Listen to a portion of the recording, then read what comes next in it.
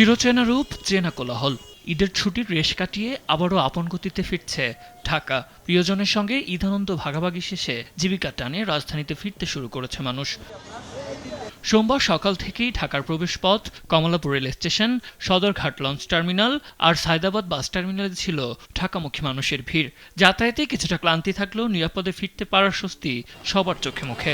জবের ছুটিটা শেষ হয়ে গেছে, এই কারণে আমি দ্রুত চলে আসছি। কোনো অসুবিধা নেই, একদম ভালোভাবে আসছি। না, ওইরকম ভোগান্তি হয় নাই, ঠিক আছে।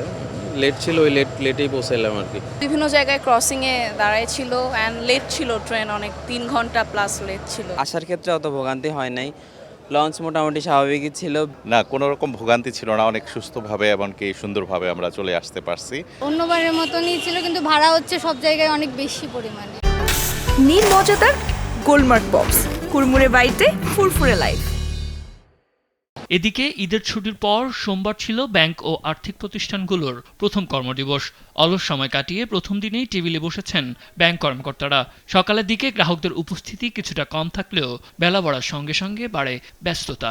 যেহেতু সরকারি ছুটি শেষ হয়েছে, আমরা আজকে সবাই এসেছি। আমরা মোটামুটি সবাই ভালোভাবে ঈদ উদযাপন করে, আনন্দের সাথে উদযাপন করে আমরা সবাই ব্যাংকে উপস্থিত হয়েছি। আমাদের কাস্টমারও কিছু এসেছেন যারা আশেপাশের ব্যবসায়ী ছিলেন। একই চিত্র দেখা গেছে সরকারি বেসরকারি অফিস পাড়াগুলোতেও। ফাঁকা ঢাকা যেন প্রাণ ফিরে পেয়েছে তার পুরনো রূপে। আগামী 2-1 দিনের মধ্যে রাজধানী আবারও পূর্ণমাত্রায় কর্মব্যস্ত হয়ে উঠবে বলে ধারণা করা হচ্ছে। নারীর টান আর শেখরের আনন্দ পেছনে ফেলে আবারও যান্ত্রিক নগরের ব্যস্ততায় খাপ খাইয়ে নেওয়ার চেষ্টা সবার। উৎসবের আমেজ কাটিয়ে আবারও আপন গতিতে ছুটবে এই তিলোত্তমা নগরী, এমনটাই প্রত্যাশা সবার। সাদ আহমেদ, দেশ টিভি, ঢাকা।